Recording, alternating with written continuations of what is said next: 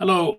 I want to thank Isolda and Leitrim Pride for the opportunity to have this little reading from my recent memoir, Waltzing a Two-Step. I'm sorry I couldn't be there live with you. I have a commitment to be in the States the week you're having your Leitrim Pride Week, but I'm thrilled to have a chance to at least get this read.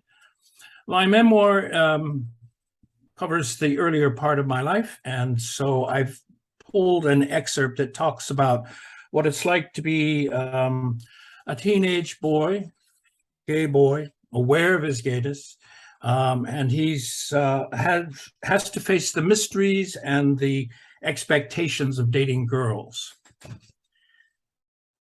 I had my own circle of friends. I knew most of my classmates, and I knew how they responded to me. That loop of behavior and response showed me where I stood in relation to them. I saw myself as projecting wit with a slightly daring edge, and I offered an acceptance of most everyone's foibles. I was good for a joke, and I tolerated being the reasonable butt of others' jokes. I was good for an easy smile in the hallway. It was a pleasant place in which to reside, and it allowed me to ignore the shadowy parts of myself. I had a benign and comfortable perch well above the undercurrent of dread and longing underneath. I worked at dissembling any doubts I felt. We all did. We sought detachment, freedom from any anxiety about what we harbored inside. We wanted to drift along with the current of normalcy. Other guys were dating, going steady, and exchanging class rings. The girls wrapped their boyfriend's ring with yarn to keep it from slipping off their finger.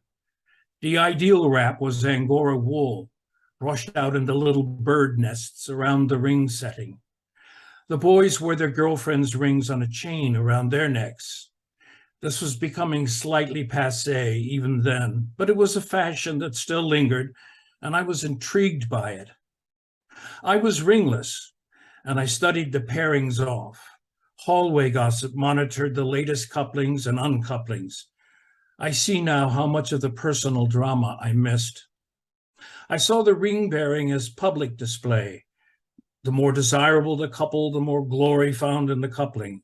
But what I didn't appreciate was the powerful urge compelling these would-be lovers to pair off. It didn't occur to me that the boys were besotted with the girls who were developing their womanly shapes, teenage Delilahs with near total power over their Samsons. I was merely trotting along the edge of the herd, feigning when they feigned, grazing when they grazed, and fleeing when they fled, enchanted with simply being of their number.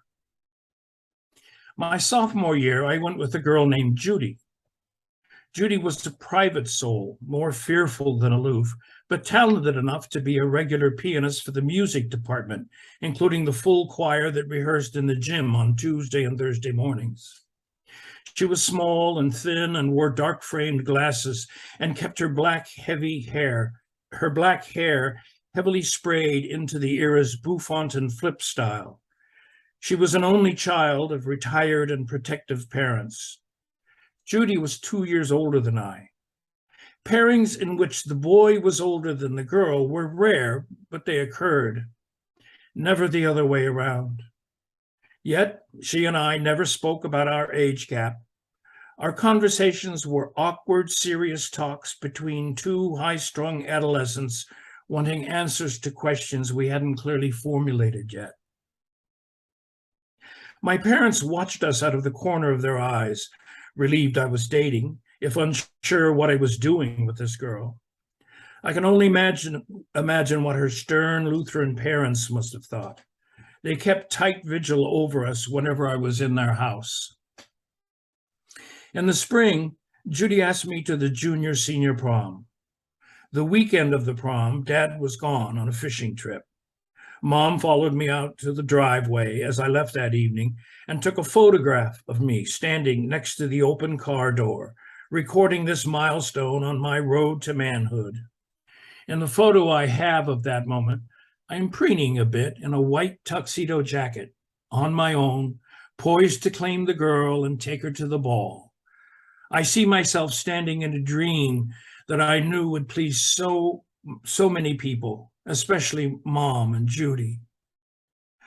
I was nervous going to the prom as a sophomore, mingling with an older cohort.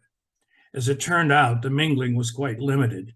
Judy was socially disconnected, and I was out of my league, below everyone's radar. We were announced by one of the teachers over the PA system, no more and no less special than every other couple similarly announced as they entered a gymnasium decorated for an evening in Paris.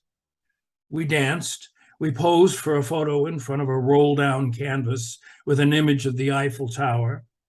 We sat at a round table and made polite conversation, mostly between ourselves. When I drove her home, I found myself standing in her screened-in front porch, wondering what was supposed to happen next. It seemed that the best thing to do was to kiss her. Unsure how to proceed, I asked her for permission. She said, "Yes, you may." I can still hear her say it.